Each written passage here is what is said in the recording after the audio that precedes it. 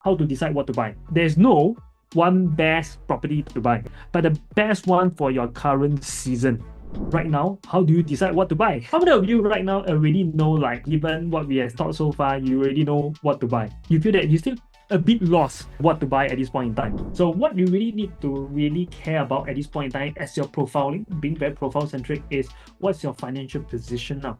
You gotta gain full clarity on that, like your debt, and of course your cash that you have on hand, other investment you can liquidate to buy your next property investment too. And of course, what are your priorities? What do you want at the end of the day? Because some people, may not even know what they want. Priority is very important. It must be alignment to your investment needs. And of course, how does the end goal looks like? Because real estate is a means to something, right? How does the route map of your real estate journey looks like? So over here, I want to share with you that this is something that I shared 2 years ago called the pathway to the Holy Grail. And if you talk about property investment and all these things, we all want to upgrade, right? And to us, Holy Grail of property equals to the landed property segment. In the past, we see people sell one, buy two, and then from two, they sell both of them and then buy one. We call them the one-to-one method, and the one that they buy into is actually the landed property. And in today's day and age, where your new homes, bigger size unit or the 4-bedder or even the 5-bedder that you see, are almost close to 3 million or some even beyond 3 million, advising buyers to go to the one-to-one method. Instead of buy two, you go straight into that landed right away. Especially so if you have the financial means to buy a very big 4 or 5-bedder in a condominium in a new launch, we strongly advise you to go in the landed segment because the price gap is really close. So what I mean by that is, over here, this is the Holy Grail pathway and route map. And typically, we're going to show a typical route. People will go through the BTO, HDB route for 3 years to build, 5 years to MOP, and then go into a condo.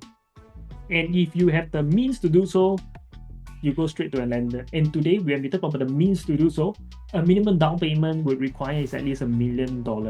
So the price gap is getting a lot more wider. Prior to today, of course, the gap wouldn't be $1 million. It's probably maybe 700,000-800,000 you can do so. So the gap is getting wider to enter this asset class.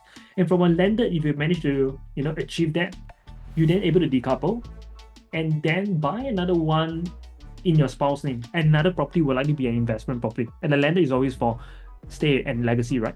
And because you can do that, you can also achieve one more by buying a trust property.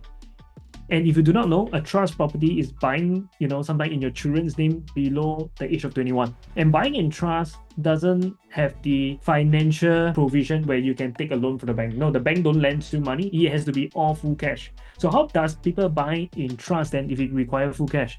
This is where when you have a landed property, it will continue to grow with time. And that's where you can exercise this financial instrument called gear up or collateral. Or some people call it the equity loan. So you can actually pull out money from your property.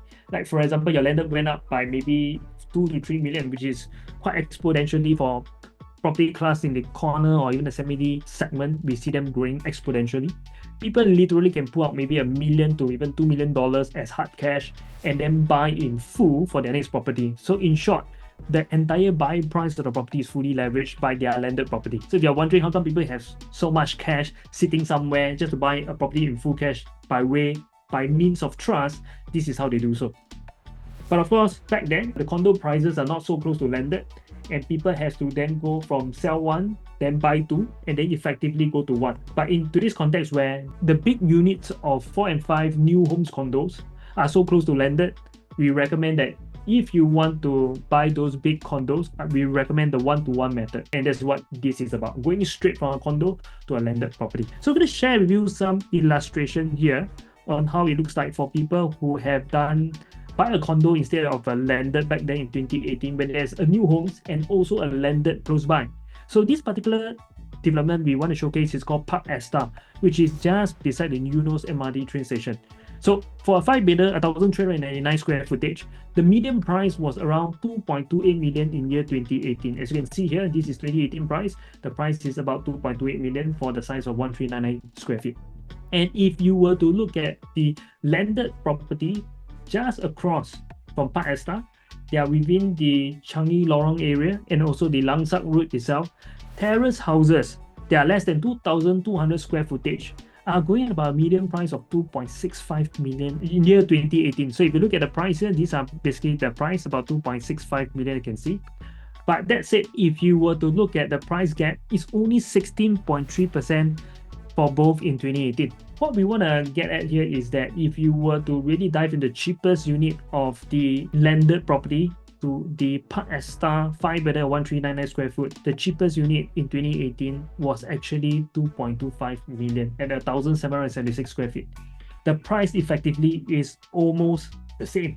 And the trade-off here is that if you were to buy the bigger unit type that is close to 2.65 million back in 2018, you could actually get double the square footage of what you are getting at Park Esta. And not just that, you are getting a freehold against the 999. And this freehold is not strata title. It is right now a land title that you're holding. So you can hold with time. When you want to hold, freehold, you want to hold a landed, right? This is very important to let you know that people are missing out the price gap from segment to segment. And this segment I'm talking about is freehold right now, not just segment of sub-sale, resale, and new homes. That said, what if we are talking about a new township like Lentor, right? So a Lentor in year 2023, okay, a 4 to 5 bedder, which is larger than 1,500 square foot, the median price is really 3.12 million. As you can see over here, these are the 1,500 square footage unit. These are the median transaction. If we were to talk about the landed property nearby in Lentor, we point out a location called Lentor Green. And Lentor Green terraces are only at about 3.69 million in 2023. That's it, the gap is only 18.1%. And interestingly, if you were to look at 2024 this year, how much does these Lentor Green terraces are costing today?